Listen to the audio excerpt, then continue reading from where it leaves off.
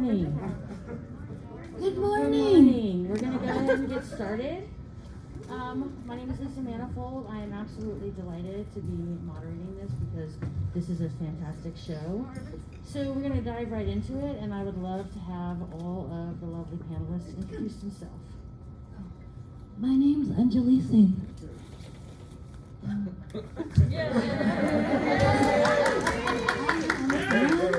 I volunteered for the Dragon Con before. And this is her first panel, y'all. This is her first panel. My name is Hanako M. I am the creator and host of the Phantom Hybrid podcast, and we cover a lot of the MCU on our podcast, and I'm happy to be here. I am Alice Edwards. I am a research coordinator in the social sciences, and I have paneled with this track for many years at this point. I don't even actually remember when it started. It's too early to do that. All right, ladies, thank you. So let's get right into it. We're all here because we love Miss Marvel. At least I hope that's why we're all here, because we love Miss Marvel. I loved it. So for my ladies, how do you think that this compares to what the other series that Disney Plus is doing? Who wants to dive right in? I liked it a lot. It's my favorite of all the TV shows. Why? Oh, representation? I don't know. Like, there were so many times I watched the show, I was like, I've lived this experience. Like, this, when she gets to Pakistan and, like, is leaving the airport, and there's, like, the crowd of, like, everyone, I was like, oh, this is very familiar, and then it made me really sad that I haven't done that in a few years because I haven't gone to India. And then jealous of my sister who is now currently in India. And then, No, go ahead. okay. And then, like, the way they filmed it, it felt just like you're there because of, like, there's so many people yelling and, like, camera flashing and trying to get your attention, and then you're like, where's my family? Oh, they're right there too. I loved it, just the way that it was presented. You know, you get to learn about this new character and this new culture, but also just the fun stuff that they incorporated in the show with all of the, you see the animation when they're doing the texting and just the little things that is kind of like just for the audience, but it's kind of what's going through the characters' heads. I thought that was so fun and it was so different. And, we've had a lot of seriousness in the MCU lately, and it was just something fun and vibrant and colorful, and it was so enjoyable to watch. There was not a single moment of that show I did not like. So I guess I get to be, especially relatively Debbie Downer a little bit. I have been frustrated with the new version of Marvel TV because I don't particularly care for 4.5-hour movies cut into 6 parts. I want television. And I've not been getting television. I've been getting 4.5-hour movies cut into 6 parts. And so I remember when Kamala Khan was announced as a comic books character. I remember sharing that joy with some of my Muslim and Pakistani classmates in high school. And they just tried to do so much in one season. And I think I enjoyed it, I had fun, but I wanted it to be slower. I wanted to have time and to give each plot view. We covered years of the comic run in these 6 episodes.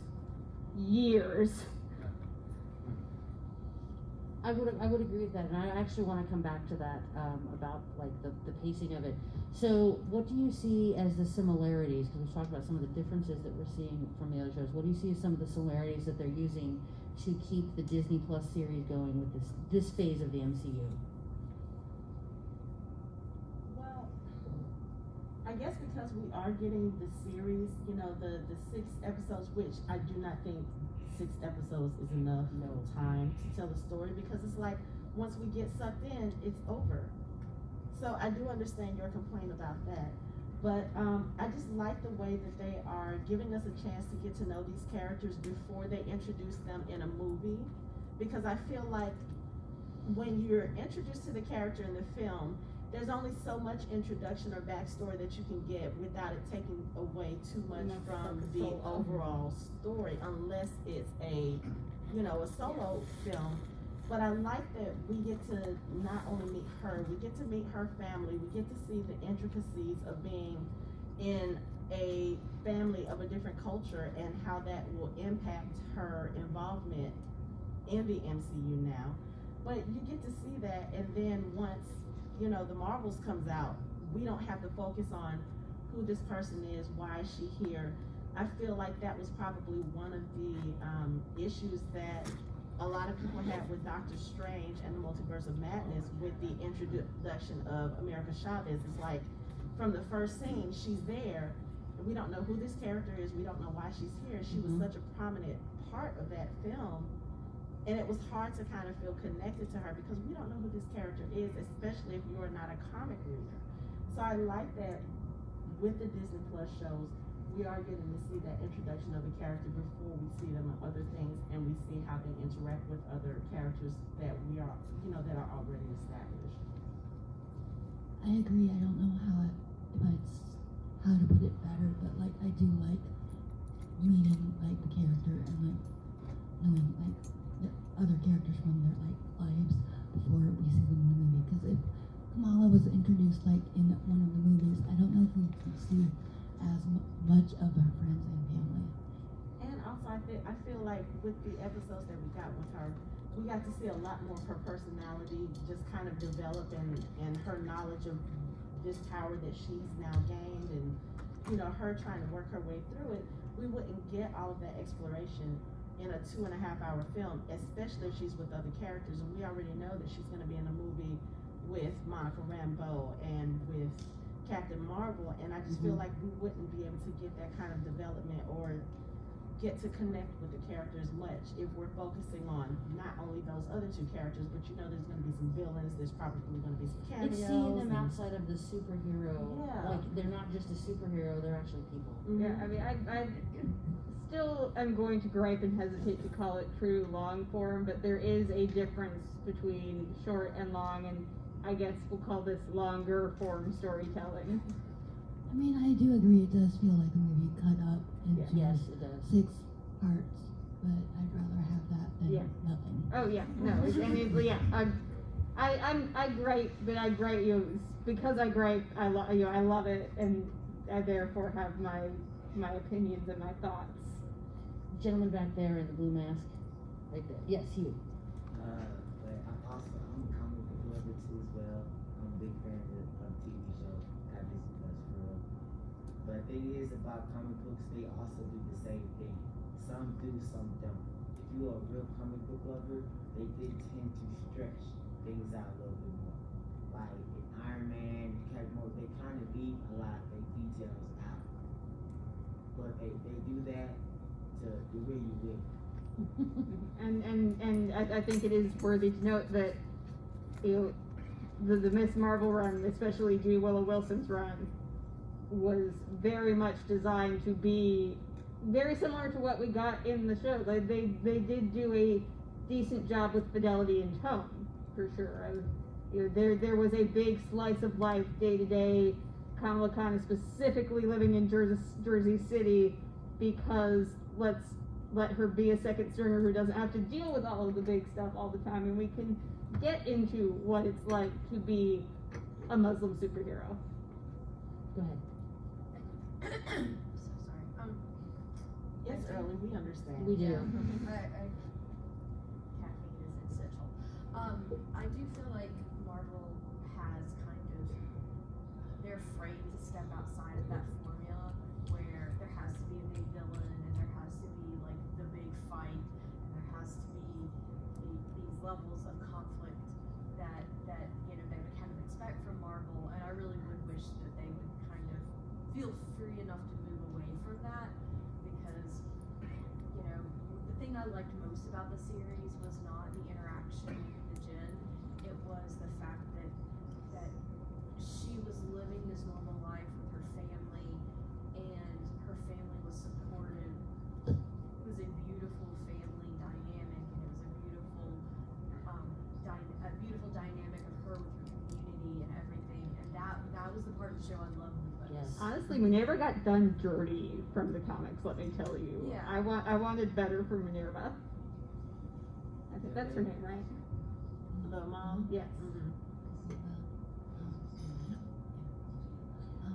Well- It's not the Can you point speak of into that? stepping outside, it's more of what's popular. Because if you think about it, you have a lot of Marvel characters that has people that don't know. There are thousands of actual characters in the Marvel cinematic universe. There's thousands of them. They just haven't went over them. Mm-hmm. Kind of like with Moon Knight. Like Moon Knight, for a lot of people, Moon Knight was a very obscure character. It's kind of like, who is this character and why are you guys doing a show about him? And then the show turned out to be amazing. So I do love the fact that they are. First, but like they say, it's now they're reaching into the depths of Marvel. Mm-hmm. And I like that they're doing that. That they're not just pulling the obvious popular heroes and bringing those stories out. That they're bringing the But it's also also a timeline.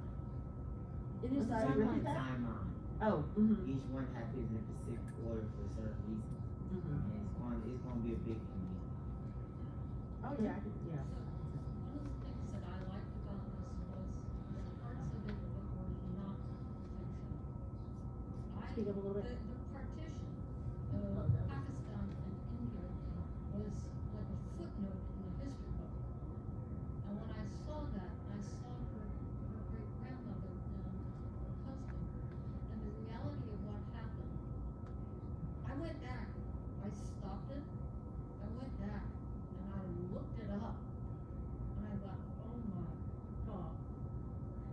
I had no idea. It was horrific. The magnitude of what had happened, and its impact through her family for multiple generations. Her mother was not part of it and is still living it. Mm-hmm.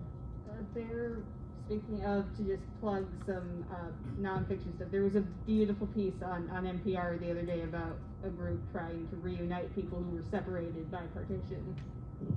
And definitely recommend to check that kind of stuff out. Lady in the tiara back there. No, I just want to add on to what was just said, that one of the things I liked most about the program was how much I learned. Yes. Because that was stuff that was like a footnote. I don't think it was even a footnote in my history class. And just learning the history and more about the culture, and just seeing how, it's like, okay, just so you know, it's always a good idea to have entertainment and to see the stories of other people, because the more we understand each other, the better society is. And you recognize the differences between culture, but you also, it brings home more and more that, every family is a family, everybody has a mom. No matter how different cultures are, we're all humans. We go through a lot of the same things. I just wanted to give a quick shout out for if anyone is interested in diving more into partition. We read a book with my book club that Anjeli is also in, called Parted Earth. It's by a local author. It goes into a lot of it, and that was how I first learned about it. So, just jot it down in your notes if you're interested in reading the partition book. What was the name of the book again? Parted Earth. Parted Earth. Yeah, I actually love the fact that we are getting these fictional stories that's telling us about real life events, because there are a lot of people who, let's face it, our history books are not the best history books there they're are. not. And like, even with other shows, Lovecraft Country and The Watchmen specifically, like, a lot of people had never heard of Black Wall Street, did not know about that until they saw those shows. I too never heard partition in my life. I never heard about it. Didn't even know it was a thing until I watched this show. And it's just one of those things where it's like, if they are holding back this kind of history from us, what else is there that we don't know about? That's a panel in and of itself. Right. Lady in the actually right behind you and then you. Piggybacking on that, I think I love that it's showing diversity within a culture, because a lot of times you get this like monolith idea, and then on Ms. Marvel you saw, her and her friends trying to make some changes within the mosque, and how it's not just like a monolith society, and the more we break that down as well, and just we're all individuals within our own. Her and then you. I have a friend who's a background actor in Miss Marvel, and he was in the scene, the train scene, and the director stopped and spoke to everyone who was in that scene and explained to them the importance of the scene and what the partition was and what they were doing was so important. And I just thought that was great, because he had never heard of it either, and he's a background actor. He's not going to be like, you're just going to see a fuzzy in the background. But the director wanted everyone in that scene to know the importance of it, and I just I loved that, learning that from him. So, being South Maybe I Asian. should wait Oh, with my no. question until we want to go off in a different direction, because I loved everything about partition, but my question is different. Comparing this show, things they did on her backstory and on her powers, to what was in the comics, do you think they did as good a job as they could have? Personally, no. I'll start with the Debbie Downers so that other people can. I have big thoughts about Kamala's shape-shifting powers in the comics and how they were used to. If you are not familiar with the comics, the first thing Kamala does when she awakens from Terrigenesis is that she shapeshifts into Carol Danvers, and she does this with the big undertext of white. This white blonde woman she finds more beautiful and more desirable to be than herself, her brown self, and that is a big and major arc that I think we were done a disservice to lose in the power shift. I will say I'm gonna do the big spoiler warning for the ending here. Kamala Khan was only not a mutant by editorial mandate. I think that's fine. Also, the Bongo, the Jinn gets messy. I'm not Muslim. I'm mostly kind of going off of what I've been told from Muslim friends. Jinn gets messy, but I think they did handle it better in the end than it could have been. And then I have big thoughts about the Bongo, because the Bongo was originally used to tying us back into our partition, to smuggle belongings out during the partition. And so when Muniba was disdainful of it, when Muniba was disdainful of it, that hurt me as a fan, as somebody who knows what it used to mean in the comics. Before we go on, I just want to give our last panelist a chance to introduce himself. I'm going to apologize before I introduce myself. As some of you may know, elevators at DragonCon are the devil. That's all you have to say. Yeah. So there were stairs involved in me getting here, and I'm on the 14th floor of the Hilton. So if I pass out, someone please come get me. I'm Channing Sherman. I'm a lifelong blurred back from when it wasn't cool. I'm one of the founders of the Black Geeks of DragonCon, a group here that promotes diversity. I am also a fan of the show, and I appreciated a lot of the messages. So thank you for letting me sit up here and probably be the least qualified person to talk, but I will do my best. So the question is, how do you think they did between the comics and what they represented in the show? I don't know if you came in when she was asking a question. So I kind of walk that fine line. You have to change some things from the comics when you go into TV and movies. Some content just doesn't translate well. And also, you don't want people who've read the comic books to not be surprised. Making her a mutant again, I feel like some of that is Kevin Feige being petty because he hates the Inhumans. Who likes the Inhumans? No one likes the Inhumans. They were forced on us. It's not that deep, team. Right. No, I agree. Yeah, but I feel like some of that is Kevin Feige just being petty and saying, you know what, we're gonna make her a mutant again. We're not giving the Inhumans any kind of shine. As far as the power change, there was the rumor that it was they didn't want two stretchy people because of them bringing in Mr. Fantastic. I don't know if I believe that because her power set, it's not just her stretching, it's how she does it. Mm-hmm. And so I think that kind of made the difference there. Overall, I'm okay with most of the changes that they made. I am not an expert on Muslim and Pakistani culture, so I can't speak to how accurate the portrayal of it was. But I didn't see anyone lighting things on fire on Twitter, which is about the best you can hope for nowadays with things. If I have a big complaint about the show, and I apologize if someone has done this already, Marvel sucks at villains. If they have an Achilles heel, it's that. And I didn't find the villains all that compelling or honestly even villainous.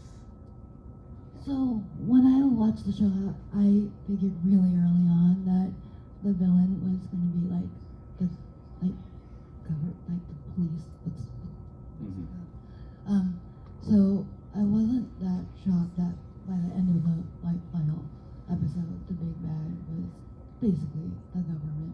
That's not surprising. Is that ever surprising though? I mean, really?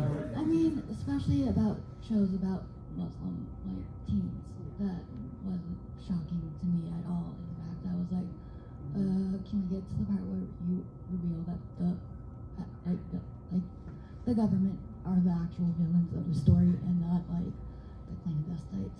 I'm also with the jinn thing, I'm not Muslim, so I can't really speak to it, but what I've heard is when they first said that she's jinn, people weren't happy, but then the episode after that, when they sort of explained it away, you're not jinn, but people kind of mistake you as jinn, even though the origin story is very similar. I was like, I guess they kind of tried to push it away. There's jinns are real, but you're not it, but people think you are.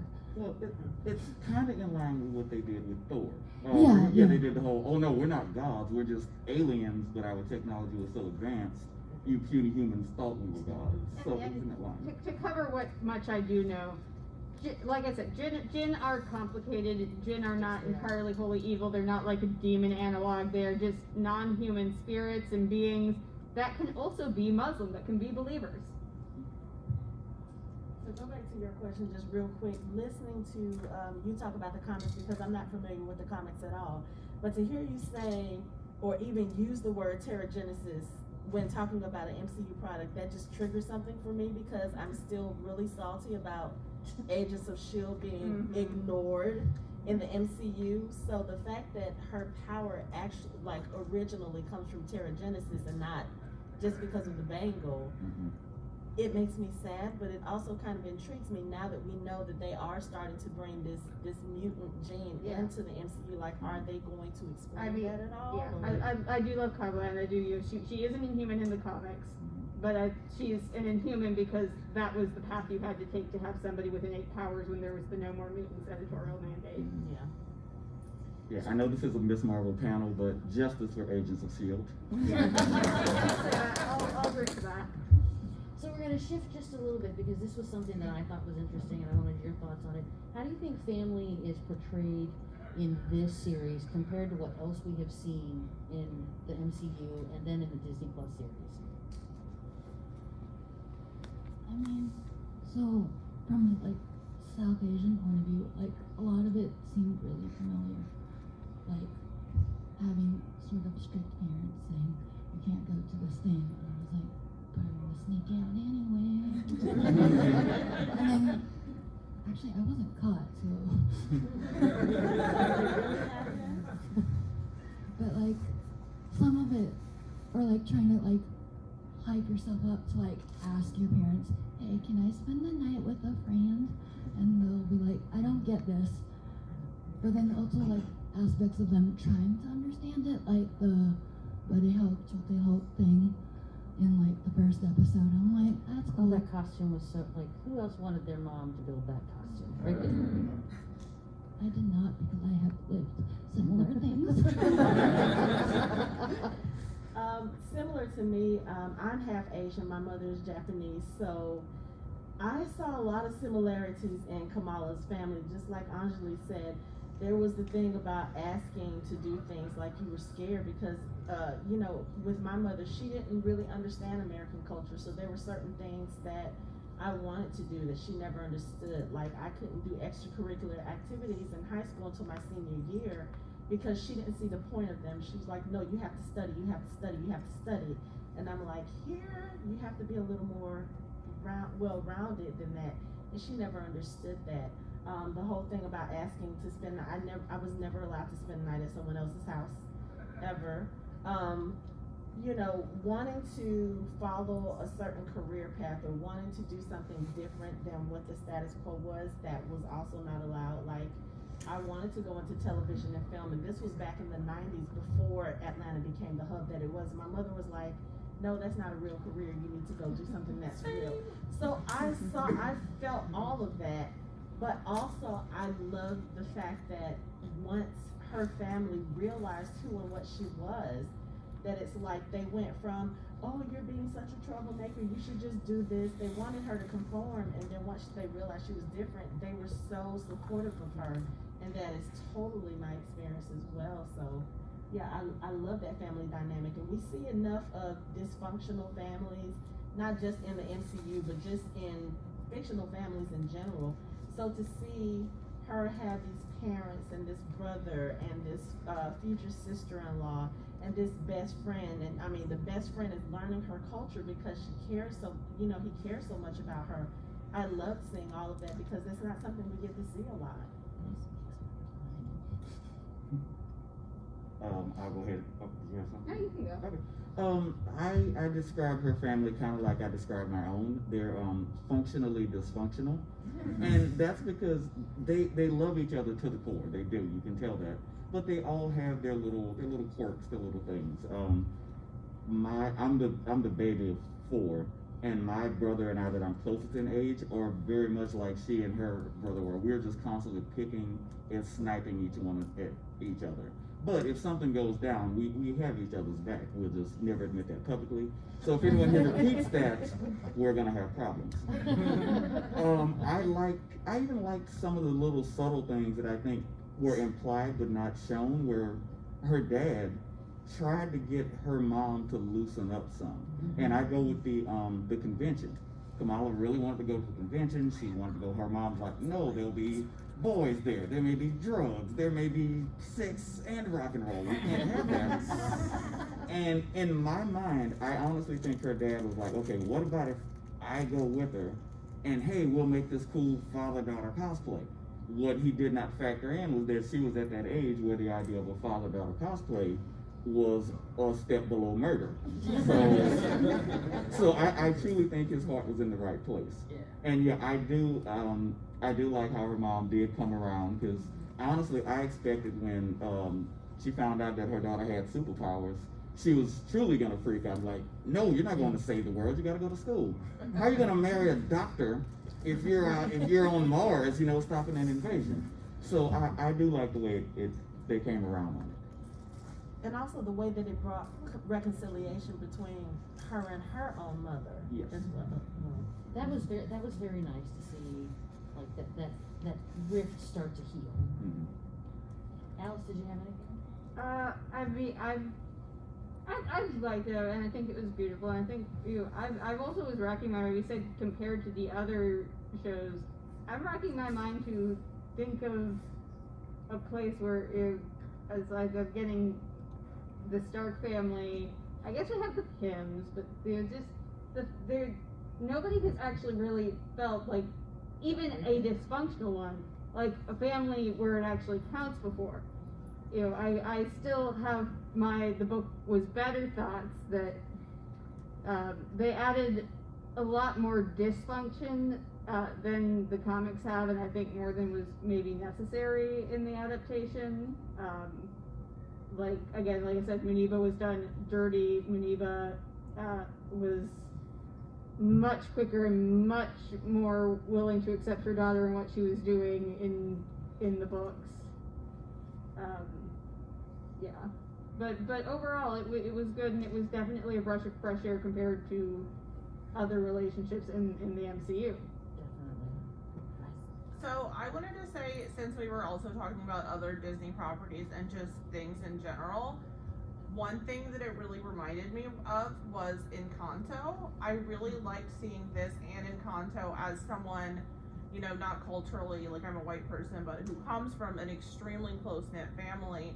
It is such a common thing to start off sort of conflicts or whatever with losing family members or family members being out of the picture, being rejected by family, and being able to see something that is still dynamic and still gives the main character room to grow and explore, but then they still have that support system is just extremely refreshing. Yes. I was wondering if you guys have any other thoughts on that, please share, but yeah, I just wanted to say that. Then we'll go. Oh, did you have something, Anjeli? Cycle back on the comics connection and comparisons. I think at least, maybe I'm missing something, it's heavily implied of, not just, because they gave us the mutant stuff, but there was heavily implied of Kree, because the bangle and the blue arm and so forth.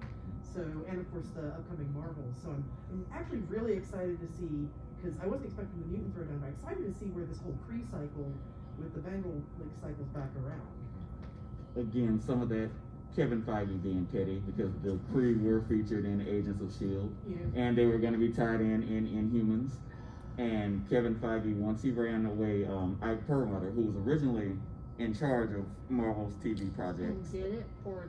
Yeah, he was trash. He was terrible. Kevin Feige deserved to win that battle, but there was a lot of collateral damage, including continuity between the TV shows and movies that we were initially promised, and a show like Agents of S.H.I.E.L.D. that was just kind of left out to die.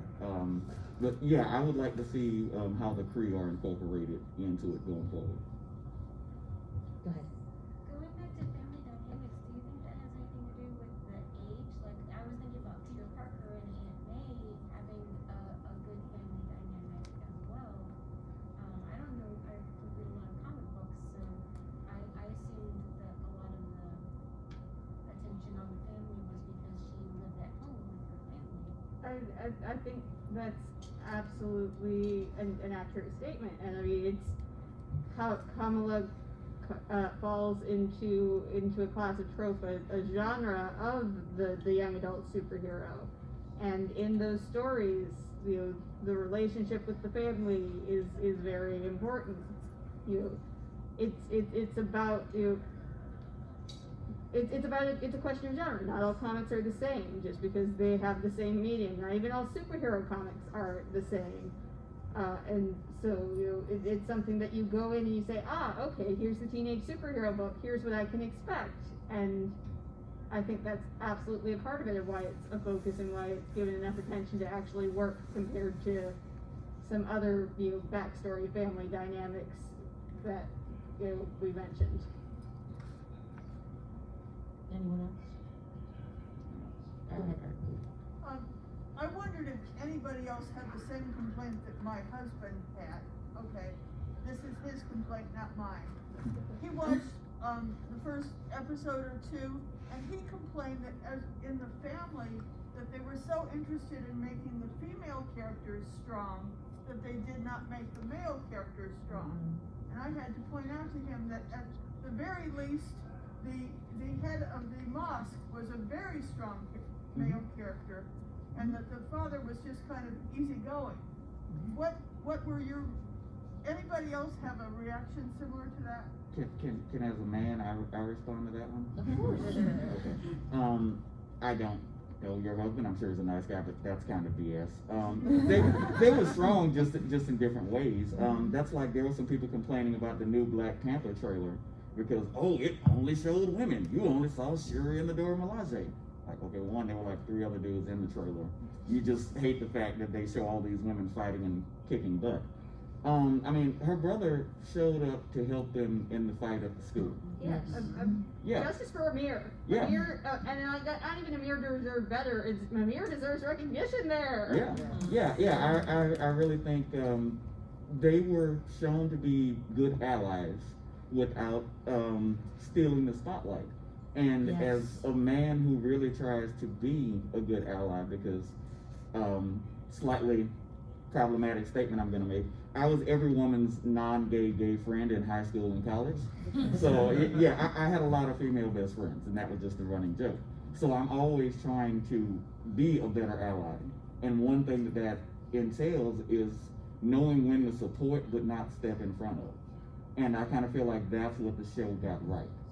But I was gonna say, I agree with that. I didn't look at the male characters as weak. I just looked at it as they wrote the female characters more evenly.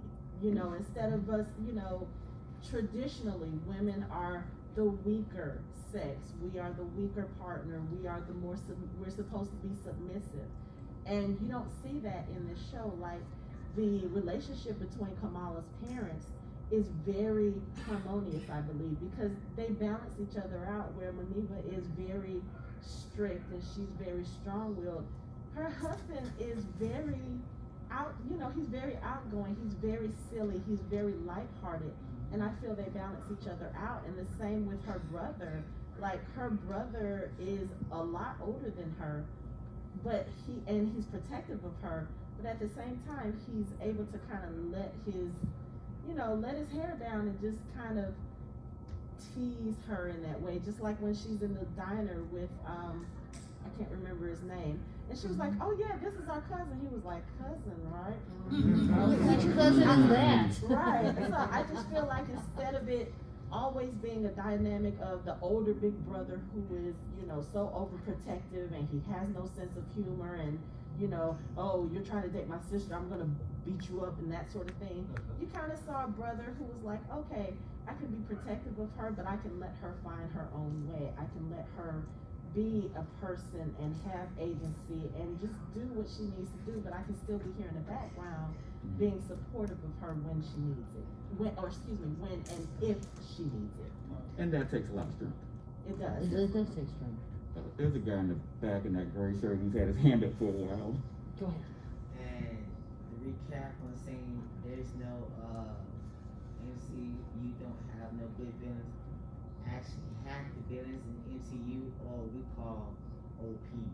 Because think about it, majority of villains from Apocalypse, X-Men Apocalypse, if you reverse Flash, you know, in any way at all, like, they're too powerful. So for a child to face that same way with Stargirl, you're dealing with pros that's been doing it forever versus a child who's just now trying to find her way.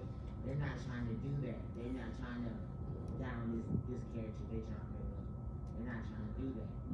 They're trying to literally have her upcoming in her own way. Heard, but also then where was my cop to Thomas Edison? Gentleman all the way in the back. Yes, you.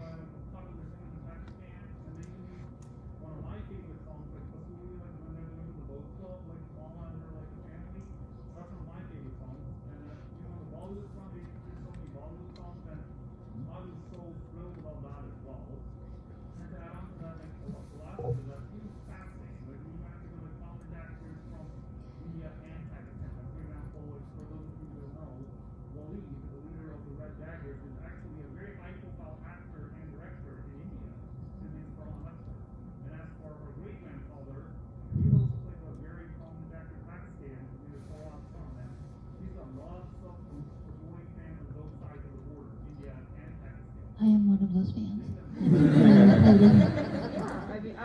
I will do my speak. I think that was a beautiful aspect, and we also saw it in Moon Knight too, with the Egyptian pop culture and music, and I think that was beautiful.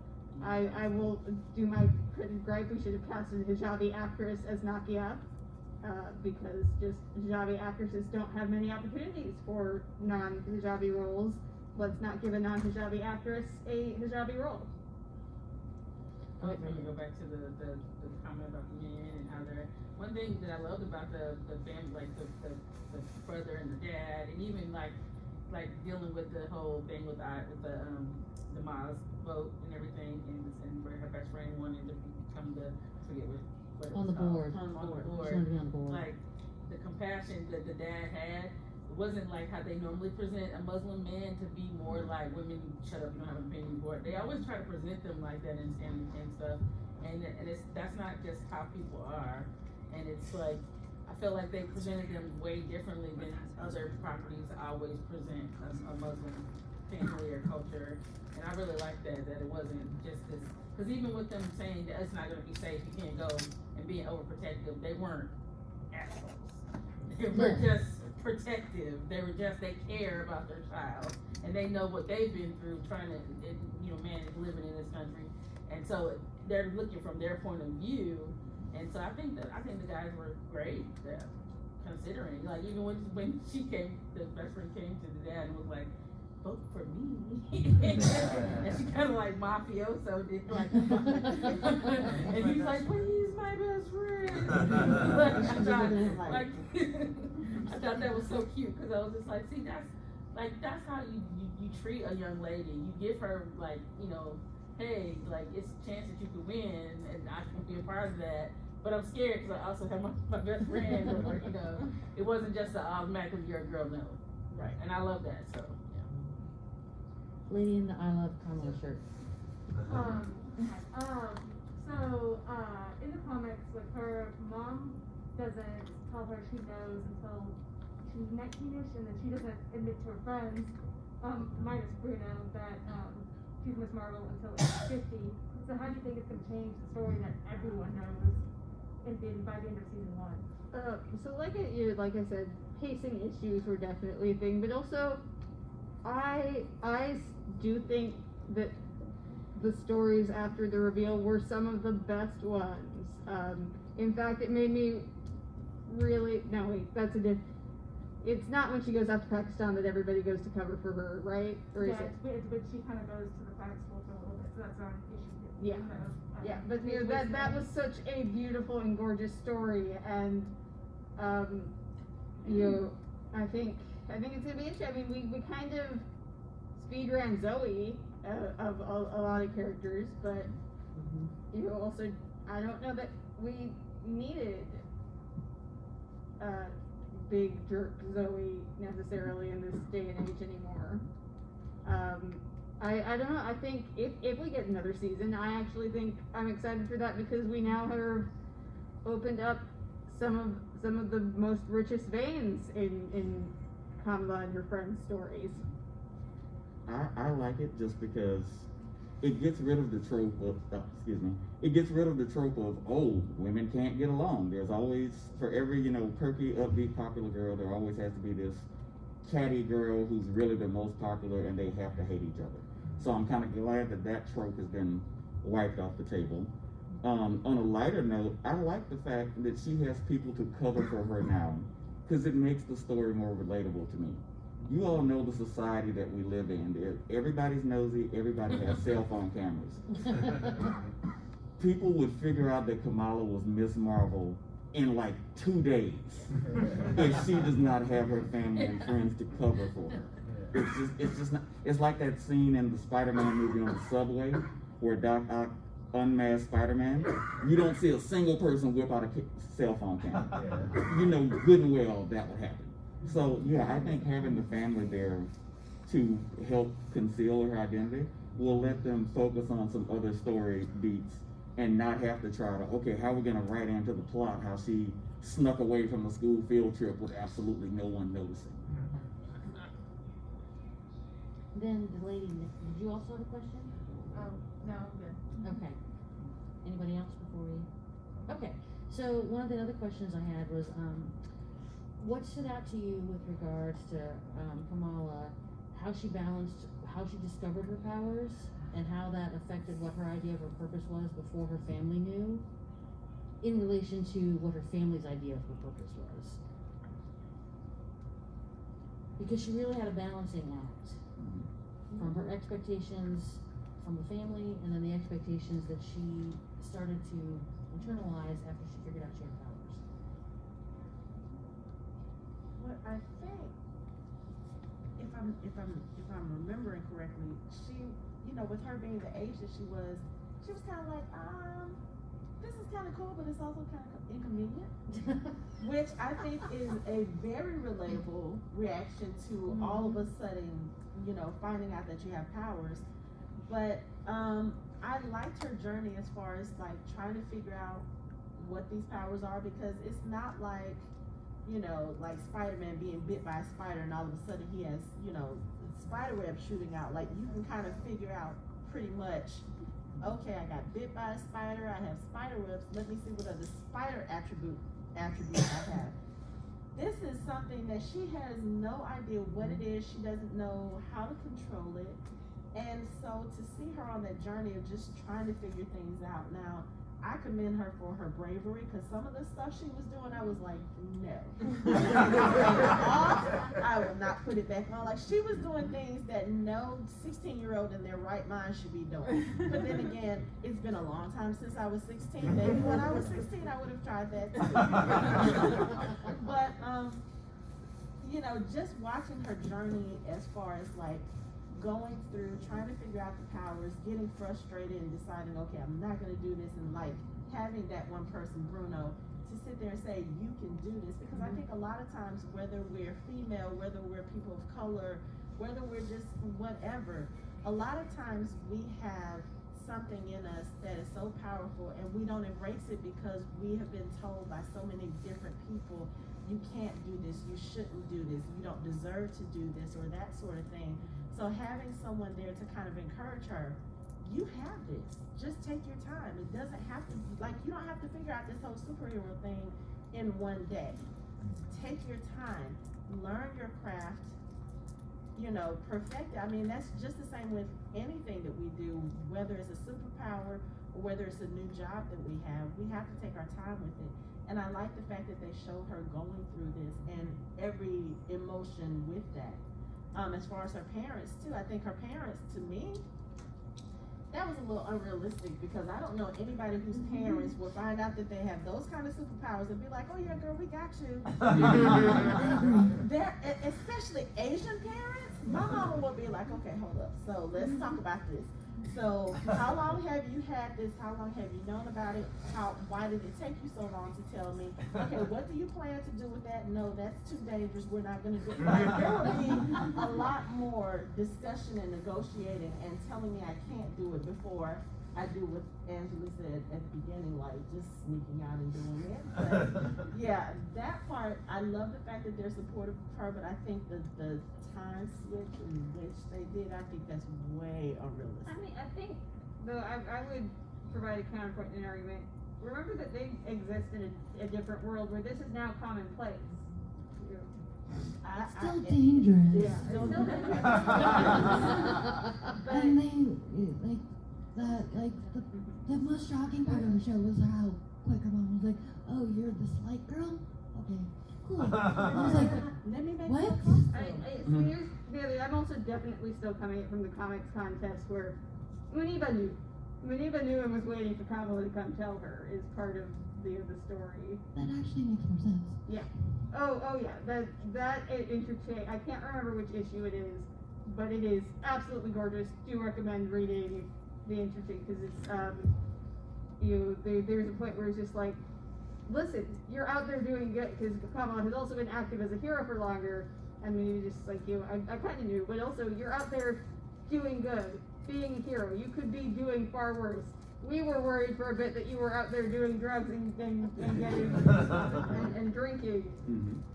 I would much rather have you being a hero and you again good. It took us a long time relative to the length of the show to get to and to go back to purpose. Good is not you. Why am I forgetting it? Good is not who you are, it's what you do. Yes. Yeah, just to kind of tack on to that at the end, there was always this kind of idea growing up that whatever you tried to really keep your child away from, they were going to end up doing. I actually saw that with a couple of my nephews. You party too much. Don't go out and party. You shouldn't go out and party.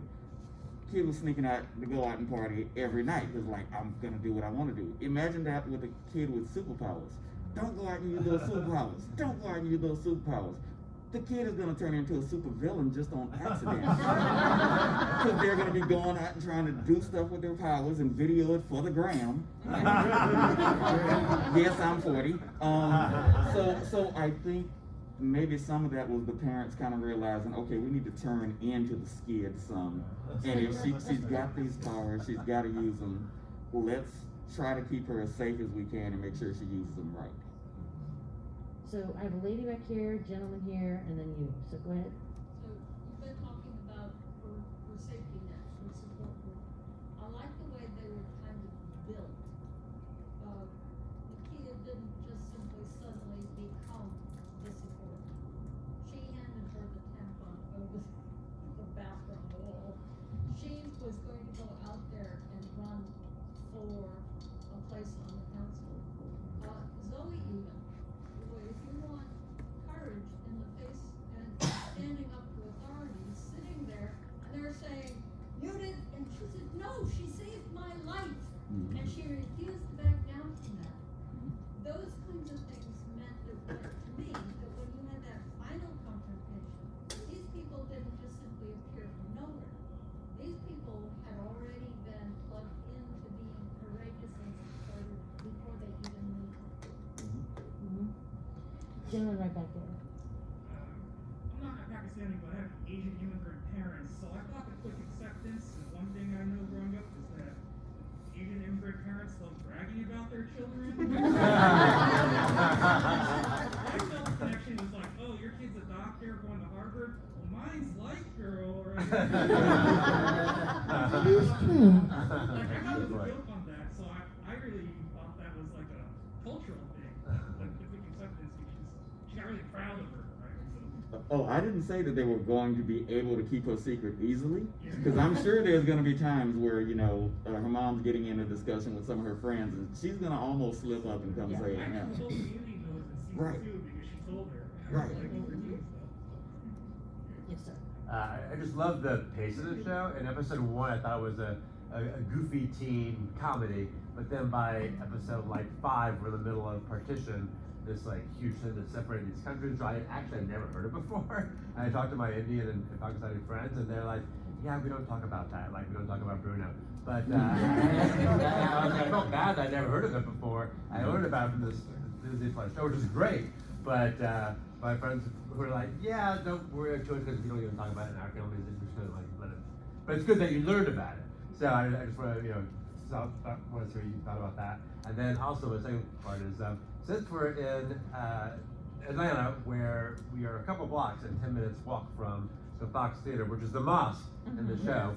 I'm planning to walk over there at some point. This kind of reminded me I should go over and do that and take pictures there. Are there any other Atlanta filming locations in the show that we know about to do a Miss Marvel tour? I don't know. I mean, yes, absolutely. I don't know what they are off the top of my head, but you can do a decent job of Googling Miss Marvel filming locations, or at least for most shows, you can Google show filming locations, and there are sites that have it broken down.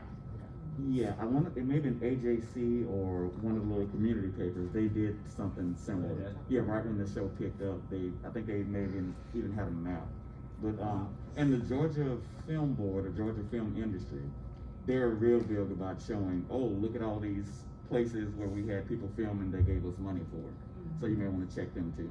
So, about the partition thing, I didn't really know about it until more recently, and I was, like, my parents told me about it when they were explaining, like, issues with Kashmir, because that's right at the border, but, like, they mentioned partition, but they didn't talk about the violence behind it, and I learned about the violence within the past 5 years, and because more, like, that generation is dying off, so people are talking about it, so it won't be lost. Like, if I asked my parents about it, my mom's like, well, we're Hindus in India, it didn't really affect us. And I haven't talk to my dad. I know my father's side is slightly Islamophobic, so I'm like, part of me is like, I don't want to know. Also, I don't think they'll be honest with me. But If that makes sense, that's something that, you know, this was a Muslim-centric story, but there was violence both ways. There were people relocated both ways. If you were Hindu in the territory that became Pakistan, you also had to move. Yeah, but like I think it's called like that, the whole ghost train aspect.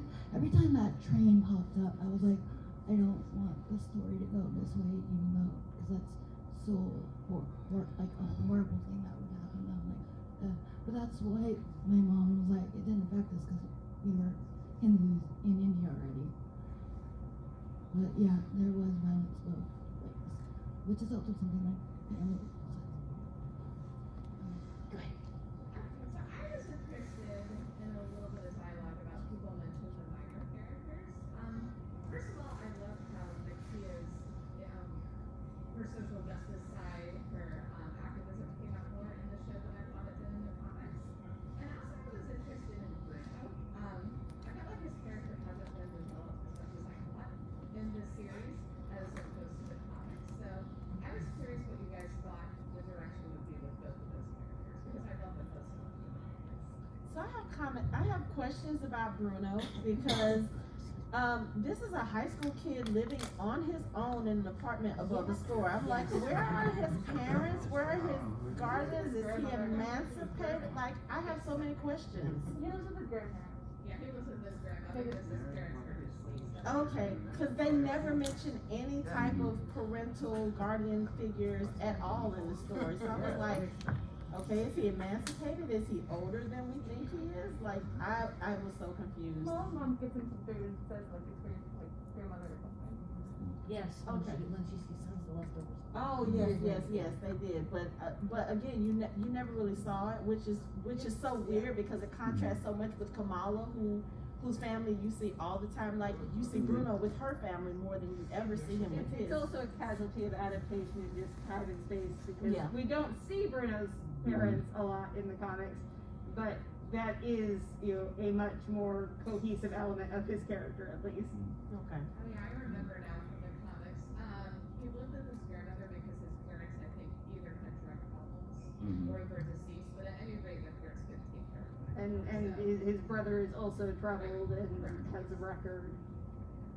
Since I'm a rebel, I too am going to talk about Bruno. Disney will not stop me. I liked him. I liked it. Again, it was kind of the idea of the man in the chair, the sidekick, but it was done in a different way. I think the fact that he didn't have that family structure was one of the things that he really liked about Kamala's family. That's why he basically built an Alexa for them, even though it had a few bugs. His heart was in the right place. But what I also like, and again, this is maybe me going back to some of my own experiences growing up, when he realized that he was in love with her, and then he realized that it was never gonna happen, he didn't get angry, he didn't get bitter, he didn't try to shun her or shut her out. He just moved on, but he stayed her friend. It's like, okay, I'm gonna go ahead and take this scholarship in California. And I really enjoyed that because they could have gone a whole different way with that. Right. And Marvel is by no means a perfect company, but they did a good job of that. And I like Bruno. Actually, I will segue off of that, and Kamran got fixed so much from the cut. Kamran was the very problematic trope of the brown bad boy in the comics. And I love the redemption that he got. Absolutely. So we're almost out of time. We have time for one more question.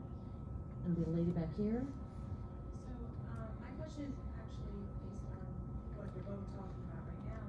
I was just curious how everyone felt about the many different romance aspects that came up throughout the show between Bruno and Kamran. Even the little things that they, hinted with the, I forgot his name, the gentleman from the Red Daggers, and a couple of other things. Did you guys think that was too distracting from the story, or do you think that it happened? They're a bunch of teens. They're all horny. So what I did like is like Kamala is a brown girl and like she's just that, but I didn't see that, and it's like now in my mid-30s, I'm seeing like that when like as a teen, I was like, no one likes me because I'm ugly. Oh. But like, so like there are like other shows that aren't Marvel, like Never Have I Ever, where like this is also a thing. I'm like, wow, I wish I was young because now like these like girls are like being desired by like hot guys. Yeah, I don't think it was too distracting. I mean, when you think about other shows that have teenagers as the main protagonists, like I just got off a panel yesterday discussing Legacies and Vampire Diaries. So problematic. but in this one, I think it was just enough to show, okay, yeah, so Kamala is this girl. And the other thing I love is that she is not the typical, she's not the typical, what they call the standard of beauty. You know, she's like beautiful in her own way, but she's not the blonde-haired, blue-eyed, desired by all the boys, the smart. I mean, she's smart. And she is a huge nerd. And being a huge nerd, again, in the teens, that's not something that people are generally attracted to. They usually look at you like, oh, you're weird, you like weird stuff. So to see that, you know, with her character and these guys like really, really liking her, I thought it was fun. It wasn't overdone. And then also at the time, she was like, okay, yeah, I like you. And it's so weird that she's like so clueless about Bruno, because I feel like he has it written on his face, like I love you, Kamala. Yeah. But I mean, I felt like it was done it was very well done. It wasn't too much and it wasn't too little. It was like, yeah, they're teenagers. Why wouldn't there be some aspect of a, you know, love triangle or quadrangle or whatever you want to call it? Like, she has these cute guys. I mean, these guys are attractive. Why wouldn't there be an aspect of romance in the story? You know, I mean, she can't really pick wrong in any of those instances. So, and I'm so sorry, guys, but we actually have to cut it short because we're running over time. Please make sure to donate to our open hands because Scraggy Pond matches all of the donations they get. And thank you very much to all the panelists. This was very successful. By the way, we just looked it up online, and this hotel, the Marriott Marquis, was a filming location for the wedding scene where they do the dancing. If you look at the carpet in the video from that, it matches this very carpet. Wow.